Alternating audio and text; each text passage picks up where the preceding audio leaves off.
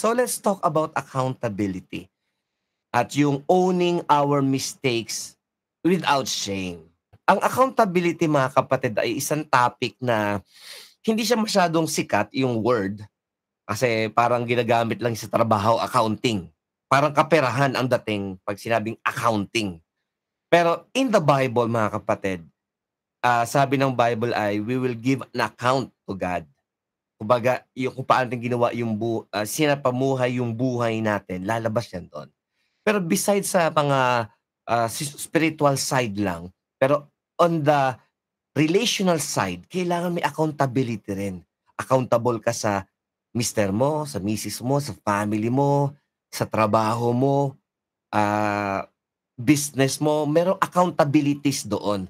Pero of course, alam natin na sa buhay natin hindi hindi smooth sailing. May mga maling desisyon tayo at yung mga maling desisyon na yun, nale-lead sa kasalanan at or mga marami pang pagkakamali. And time will come, we must give an account. Magiging accountable tayo na, "Okey, ito ang mali ko sa buhay. Ito ang aking mga pagkukulang sa buhay. How I wish na hindi nangyari sa akin ito, pero kung babalik ako sa panahon na yun, ito sana." Yun yung tinatawag na pag-amin natin without shame, okey? So, papaano natin gagawin yun mga kapatid? Okey, punta tayo dito.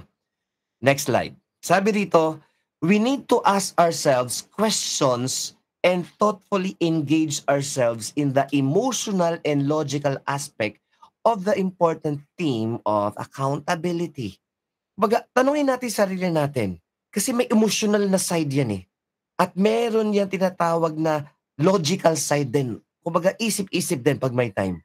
Pero dahil accountability yung pinag-uusapan, minsan merong shame iyan na kasama. Kumbaga, "Ay hindi ko lang sabihin 'to kasi nakakahiya. Ay ganito na lang ako, okey na ganito buhay ko kasi 'pag ginawa ko 'tong next step na 'to, malalaman nila nakakahiya." So again, katulad ng sa poster natin, it's okay mga kapatid to admit yung mga bagay-bagay natin.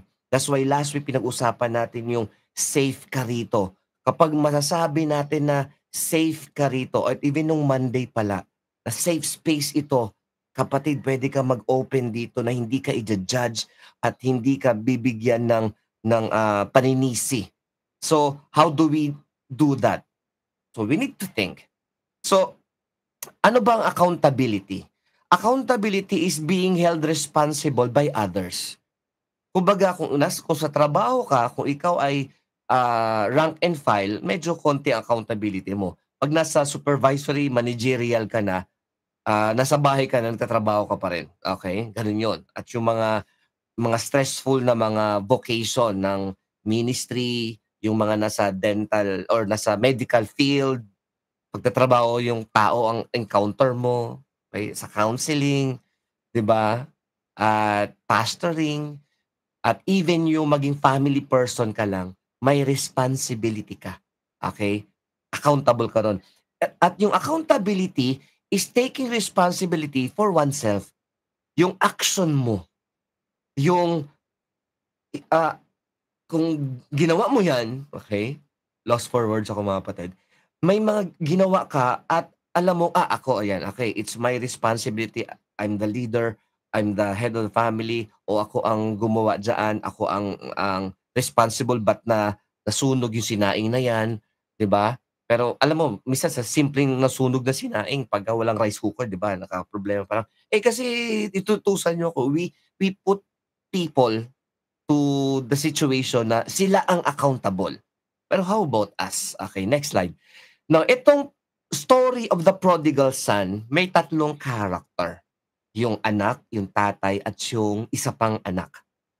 Now, dito may kita natin yung pag-uusapan natin na accountability. At sa accountability na 'to, dito mas lilinaw yung mga bagay-bagay. So, how do we practice bilang isang believer, kahit na ordinaryong tao, papaano natin ipa-practice yung accountability, yung aminin natin at i-own natin yung mga pagkakamali natin sa buhay. That's why this happened. pero without shame. Yung pag-amin without shame. Papaano ba iyon mga kapatid? So, let's proceed. So, bago tayo magpatuloy diyan, let's look at yung verse na 'to. Okay, so itong maiksing story na 'to mga kapatid is something na dapat nating nabigyan ng tanaw. Kita niyo ba? So, sa verse 17 sinabi dun, "Subalit ng matauhan." Okay. Sinabi niya sa kanyang sarili, "Babalik ako sa aking ama at sasabihin kong, Ama, ako'y nagkasala laban sa langit at sa iyo. Hindi na ako karapat-dapat," ang sabi niya, "hindi na ako karapat-dapat sa ano, sa mga pagpapala na 'to." At ang sabi dito, again, sa next slide, sabi doon, "Kaya siya ay tumindig at umuwi sa kanyang ama. Ngunit malayo pa lang ay natanaw na siya ng kanyang ama at labis itong naawa sa kanya." Okay, now going back mga kapatid, going back dun sa ating pinag-aaralan dito. As you can see, yung parable of the prodigal son ay pagiging accountable. Yung short story na 'to sa Bible mga kapatid, ito yung isang parable na maraming meaning.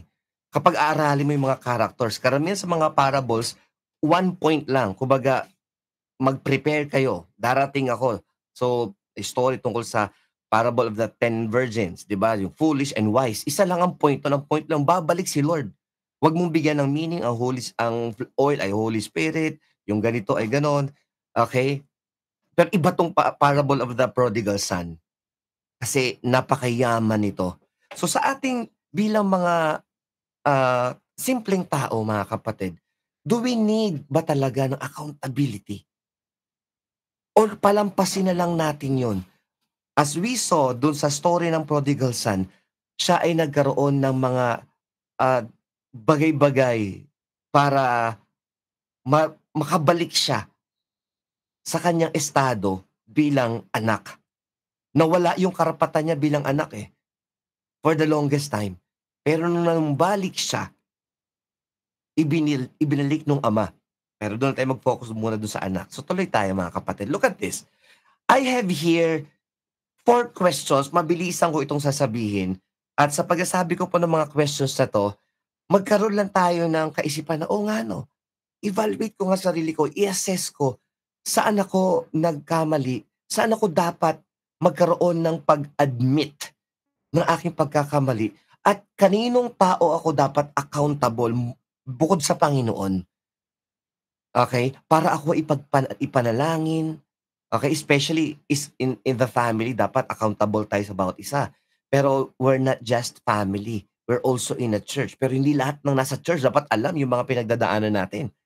A few trusted people lamang. Okay, tuloy tayo.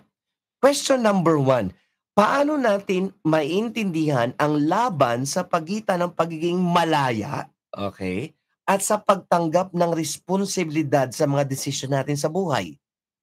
Yan yung sa prodigal son. Sabi niya, "Ama, bigay mo na sa akin yung mana ko." Dito naman buhay pa yung tatay, ni-request na nung anak, malaya, gusto niya maging malaya sa parents niya, okay? "Gusto ko na maging mature. At gusto kong labas na ako sa inyong pag-iingat at pagbabantay, masyado kayong mahigpit." Gusto niya maging malaya. Pero on the other side, kailangan tanong din sa sarili natin, okay, pagiging malaya ang usapin, pero nasaan doon yung pagtanggap ng responsibilidad sa iyong mga gagawing desisyon, tama at lalo na 'pag mali ang desisyon. And as we saw dun sa story, mali yung kanyang desisyon. That's why nanumbalik siya. At mayaman yung, topic about accountability diyan. Question number 2 mga kapatid, anong papel ng pagninilay or self-reflection or in other words ay realization sa pagtanggap o pag-ako ng pagkakamali? I mean, yung mama, as we can see dun sa verse kanina, sabi niya, subalit ng matauhan sa verse 17, nung matauhan siya, sinabi niya sa kanyang sarili, "Sandali, yung mga alipin ng tatay ko, hindi ganito ang sitwasyon. Kailangan kong may gawin." See, brethren, ang reflection self-reflection, realization ay importante. At saan mo makukuha yan mga kapatid, ang self-reflection? Ang best diyan ay yung you pause sa lahat ng makaabalahan mo and then you pray. At kahit sa counseling mga kapatid, kahit hindi Christian ang kausap ko, ang sasabihin ko pa rin sa kanya ay ang sinasabi ko sa kanila ay, "Marunong po ba kayong mag-pray?" Ay sabi niya, "Naku bro hindi, eh. Kasi ganito lang, eh, kasi hindi ako mahusay mag-pray." Naku sabi ko, of course pasok tayo dun sa teaching ng prayer na ang prayer pakikipag-usap mo lang sa Diyos ng ayon sa iyong sarili na hindi mo kinabisado. And there are people na hindi Christian pero through counseling ay tumatanggap sa Panginoon or ano lang siya, sympathizer lang siya, pinsan ko ay pastor, may kaibigan akong Christian, pero hinahayaan ko lang sila.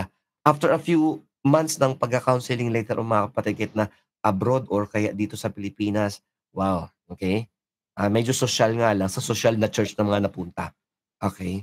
Pero kung papansinin natin mga kapatid, we need to practice yung self-reflection, yung pagninilay, and that's good din habang tayo ay nagkakaroon ng devotion, yung mga ganito.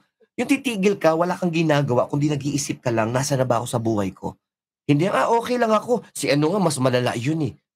Pointing fingers is not healthy, lalo kung tayo ay nasa inner healing na journey natin. That's number 2 question. Number 3 question is this: paano nakakatulong ang malasakit sa mga taong hirap sa accountability para sila'y mapaghilom at muling bumuo ng tiwala? Yung mga tao na, okay, given katulad ng prodigal son, nandun na siya sa punto ng buhay niya na natauhan na siya, na-realize niya, nag-reflect siya, and something is wrong. Ganito ang gagawin ko, babalik ako sa aking ama. Now, kapag may mga taong nandun sa punto na meron na silang accountability, inaamin na nilang mali sila, at yung shame nila sa pag-amin ay lalabanan na nila. Ano ngayon ang tulong ng malasakit from other people who will not judge them, who will not point their fingers na, "Alam mo ganyan ka kasi, dati ko pa kasing sinasabi sa'yo yan." You can say that in words na hindi judging. Pero sabi nga ng Bible, what you say and how you say it matters. Okay? Hindi lang importante yung magandang intention. Maraming magandang intention sa Bible mga kapatid na is either na selfish or demonic. Good intention is not enough. How you say, what to say ay importante din. In a word ay malasakit. Kapag tayo ba ay nilapitan ng ating anak o ng mahal natin sa buhay o ng mga tao, mayroong malasakit ba? Yung tao na aminado na pinilit na labanan, alam mo yun, ang hirap nito mga kapatid, eh. Yung nahihiya kang umamin, pero ginawa mo, tayo na nakikinig, ano ang ating gagawin? Ano ang malasakit natin? In English, may magandang word diyaan, yung tinatawag na empathy.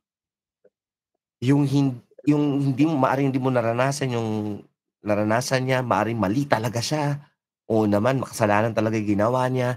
Pero how do you show empathy? Especially itong sa story natin ng prodigal son. Aminado yung bata na mali siya, and then came the father.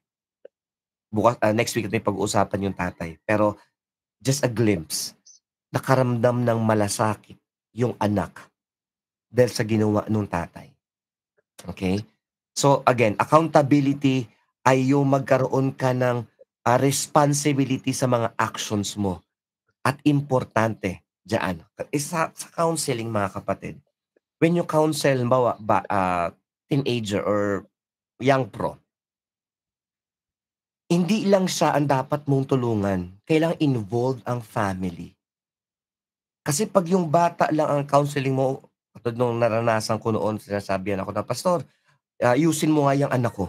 Okey, parang si Lord ako. Okey, "Ayusin mo nga yang asawa ko. Kailangan ganito yan pagkatapos 'no." Pagkatapos yung mag-usap, okey, hindi tayo si Lord mga kapatid. Pero ang lagi kong sinasabi, katulad nung isang nanay nagtanong sa akin, sabi niya, "Ba't ganito ang anak ko? Iba na talaga ang mga bata ngayon." Okay, that was mga 20 years ago. May nagsabi sa akin 'yan. Sabi ko na sa kanya, sabi ko, "Lord, ano sasabihin ko?" Biglang out of nowhere, biglang naisip ko na, "Ano pong tanong niyo ate? Bakit ganyan ang mga bata ngayon?" Sabi ko, "Alam niyo po nakakahiya man sabihin, pero kaya iba na ang mga bata ngayon kasi iba na rin po ang mga parents ngayon." Okey? Nung time na yun, sobrang liliit pa ang mga anak ko nun. Okey, si Jed pa lang ata yun. That's why naisip ko, oo nga 'no, paglaki ng mga anak ko ano kaya ang sitwasyon nila sa akin? Will I be a good father? Will I be a good husband? Of course, may mga times na I ask forgiveness sa misis ko, sa mga anak ko, dahil nakikita ko sarili ko, "Ay, may mali ako diyan. Okey, I was wrong dito. I say sorry." Okey, at kailangang mangyari yun. Lahat tayo ay nagkakamali mga kapatid. Ang tanong lang ay, kapag tayo ang pinag-openan, 'pag pinagsabihan o hindi pinagsabihan kundi pinag ah, naging outlet tayo ng mga tao na nagkamali sa buhay, may malasakit ba tayo? Okey? That's part of a healthy environment sa mga tao na nagkamali, nagkasala, nagka-sitwasyon sa buhay. Importante na may involvement ang family para yung anak, example, ay maka-recover. Hindi yung everytime na nagkakamali, "Sabi na nga ba't, kasi ganyan ganyan kasi ginawa mo." Ang tawag diyan ay historical. Yung nangyari noon ibinabalik ngayon. And even yung tao nagsasabi nun ay hindi magkakaroon ng inner healing. Even yung mga tao na gusto na ma-heal ay hindi rin mahi-heal. And what do you get with a family na may mga gano'n? Pero on the other side, on the good side, kung may accountability yung taong nagkamali at talagang hindi siya nagiging self-righteous katulad nung prodigal son, umamin siya at may healthy environment na may malasakit, wow, brethren, I cannot imagine kung gaano kabilis mangyari yung inner healing in that family and even in a church. Okay? Last question mga kapatid. Tingnan mo pa, paano puwedeng magsama ang pagpapatawad at paglalagay ng healthy boundaries? Alam mo 'yun, parang okey, may boundary. Yung mapatawad mo ang tao pero hindi mo pa rin siya kokonsintihin. Kasi meron kasing sitwasyon minsan sa mga buhay-buhay natin na ang gusto nung mga humingi ng sorry ay dapat 'wag mo ng, dapat 'wag mo na siyang sabihan. That's not accountability. Kasi kung nag-sorry ka, mag-antay ka ng payo sa'yo. Pero hindi, sinabi ko lang ayoko na ng payo, hindi pa rin siya accountable. That's still not accountability. Parang doktor, "O nagpa-check-up ako Dok, o tapos itong inumin mo gano'n ka." "Ay ayoko, nagpa-check-up lang ako, hindi ako nagsabi na bigyan mo akong gamot." Basta alam mo lang yung ano, hindi healthy ang relationship ng doktor na yon at ng pasyente na yon.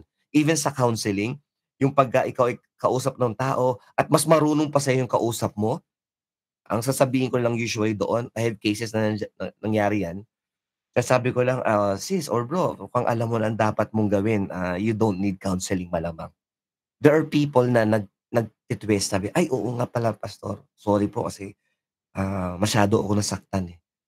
Alam niyo yung mga words na yun, "Masyado ako nasaktan," those are accountability words.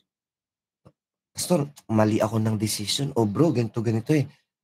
Yun yung mga accountability words at yun yung tao na dapat makaramdam ng pagpapatawad kung humihingi naman talaga ng sorry. Hindi humingi ng sorry, patawarin pa rin, kaso on his part, not healthy. Pero mag-create pa rin ng healthy na boundaries, okey? O dahil nagkakasala ka 'pag late ka umuuwi, o wag ka umuwi ng late, dapat ganitong oras pa nandito ka na. O dahil sa mga barkada mo na 'yan nagkakasala ka, wag ka ng sumama diyan muna for the meantime. Okey, iwasan mo muna yung mga lugar na 'to. Okey, yun yung mga healthy boundaries. Okey, mataas ang cholesterol mo, o iwasan mo muna yung mga, red meat o mga gano'n. Okey, o mataas ang blood sugar mo, medyo bawas ka ng, on the health side, on the physical health, on the inner health, on the on the mental health mga kapatid, there should be things like that din. Gets niyo po ako mga kapatid? Okay, nandiyan po ba kayo? Naunawaan niyo po ba ako mga kapatid? We need to draw even boundaries sa mga bagay-bagay na dapat nating nauunawaan din at maunawaan natin siya. If healthy, tawag dito, if healthy accountability will happen, mga kapatid, wow, katulad nitong title natin, it's okay to admit at you own your mistakes. God can easily forgive you, 'di ba? If we confess our sins, He is faithful and just, and He will heal you, and yung family mo magiging healthy. Even ikaw mismo ay maging healthy at yung mga taong nakakausap mo magiging healthy rin, body, soul, and spirit. Kaya let's be accountable sa mga actions natin. Iwasan nating manisi, kundi maging accountable tayo sa sarili nating mga actions, good or bad. And with that, mga kapatid, makakaranas tayo ng lubos na pagpapala pa ng Panginoon. Thank you for taking time to listen or watch this podcast episode about the importance of accountability. And if you are a frequent listener, we would like to appreciate your time and your effort. I'm praying that the episodes here will increase your knowledge and your wisdom in life. And if this is your first time to listen or watch here, and you've stayed until this portion, why not consider subscribing and sharing this to a friend or to your relative? It would mean a lot to me. Thank you in advance. And to everyone, please join me in this advocacy in promoting mental health and inner healing. As you have heard from me, the Bible has a lot to say about these relevant topics. Let me ask you for your prayers for the ministry that we do here. Your prayers would surely encourage me and the team. So God bless you more. This is Gene Estrabon III of the UVCC Church. See you again next episode.